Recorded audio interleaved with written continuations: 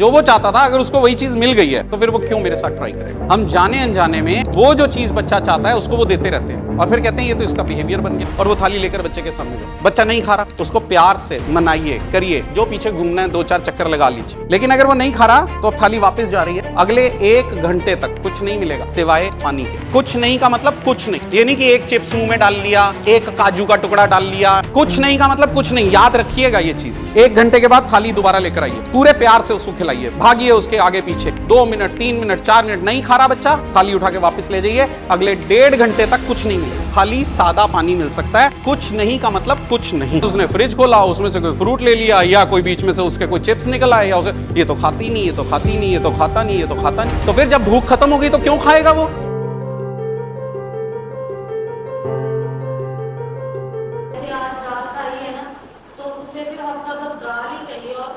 हाँ, तो इसको हम लोग फिक्सेशन कहते हैं, स्टीरियोटिपिकल बिहेवियर कहते हैं, रिस्ट्रिक्टेड एंड रेपिटेटिव बिहेवियर कहते हैं। सो इन बिहेवियर्स को देखना पड़ेगा। 2 ही कारण होते हैं, या तो सेंसरी होते हैं या बिहेवियर होता है। अगर ये सेंसरी है, सेंसरी मतलब मुझे बस वो हार्ड चीज नहीं चाहिए, सॉफ्ट ही चीज चाहिए, तो वो अलग तरीका होगा उसका ट्रीटमेंट का, वो फिर ऑक्यूपेशनल थेरेपिस्ट उसके ऊपर काम करेंगे। लेकिन मैक्सिमम नंबर ऑफ केसेस में क्या होता है, ये बिहेवियर बन जाता है। क्योंकि उसको 7 दिन दाल चाहिए, तो पहले दिन तो आपने बनाई, बाकी के 6 दिन किसने बनाई? नहीं, सिर्फ सवाल का जवाब, बाकी के 6 दिन दाल किसने बनाई? उसने खुद बनाई? नहीं बनाई ना, बनाई तो आपने। मत बनाओ, हाँ मत खिलाओ, हाँ मत खाने दो, फिर क्या होगा?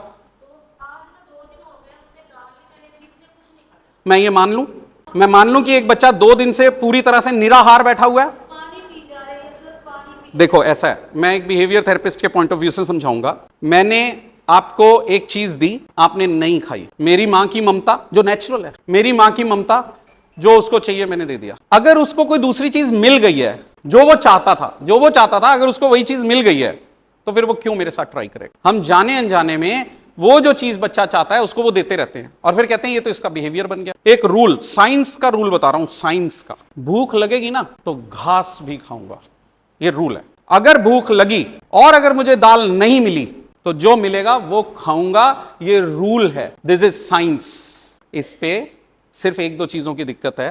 क्या होता है, मां की ममता, जो पूरी रिस्पेक्ट के साथ मैं कहता हूं कि हमारी भी परवरिश ऐसे ही हुई है। लेकिन क्या होता है, जब मुझे पता चल जाए, आप थोड़ा लेट आए हैं, उससे पहले मैं इनको एक उदाहरण दे रहा था कि जब इंजेक्शन लगता है तब भी तो बच्चा रोता है ना, फिर उस समय मां की ममता कहां जाती है? सुबह नहला धुला के आज इसको इंजेक्शन लगवाएंगे, आज इसको इंजेक्शन लगवाएंगे। पता है 2 दिन बुखार भी रहेगा इसको। वैक्सीन लगवाते हैं ना छोटे से बच्चे, 1 महीने का बच्चा नहीं होता उस समय गोदी में उठाकर ले चलते हो सुइयां लगवाने के लिए। तो उस समय कहां जाती है मां की ममता? Knowledge is confidence. मां की ममता उस समय भी होती है, लेकिन उस समय उसको एक ज्ञान होता है कि बच्चे को थोड़ी सी तकलीफ होगी, कोई बात नहीं, लेकिन जिंदगी भर का आराम हो जाएगा, इसलिए जाते हैं ना। यही तरीका करना पड़ेगा। मैं अभी आपको एक चीज और बता देता हूं ना, तरीका बता देता हूं, आप एक बार चेक करो। अगर तो ये तरीका हो रहा है तो फिर ठीक है, नहीं हो रहा तो कोई बात नहीं।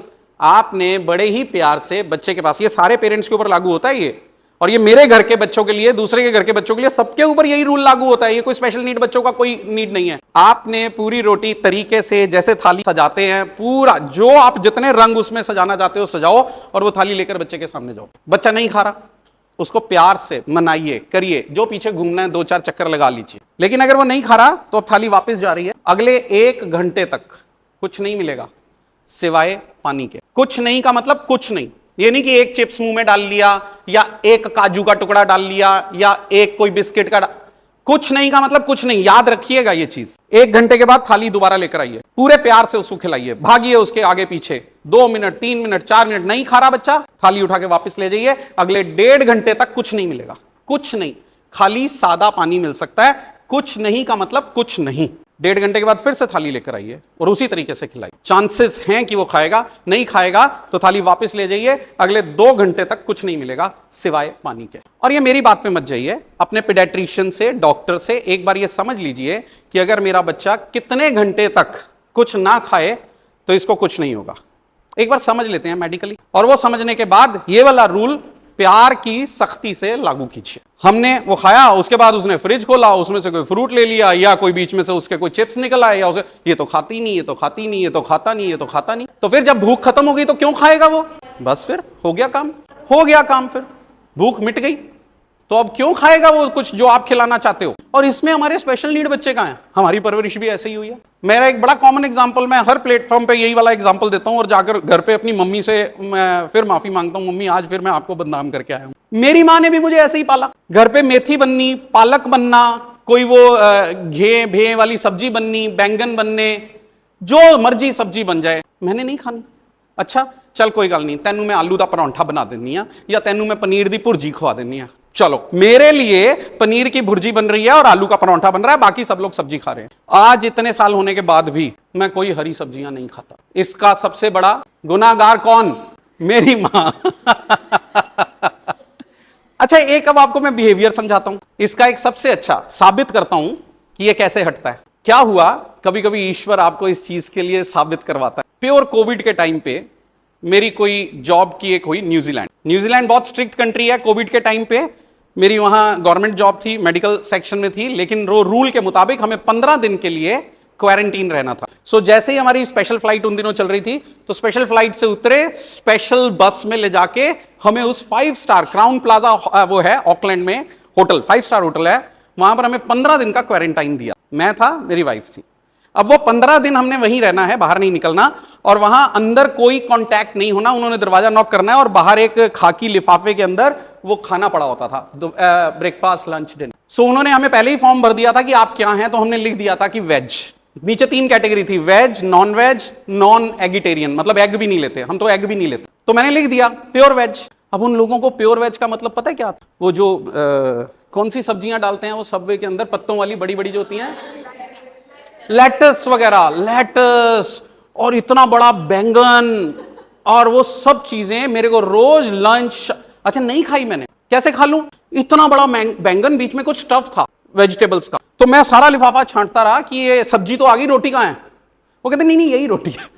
फोन किया कि आप रोटी ब्रेड देना भूल गए, कहते नहीं दिस इज द मील।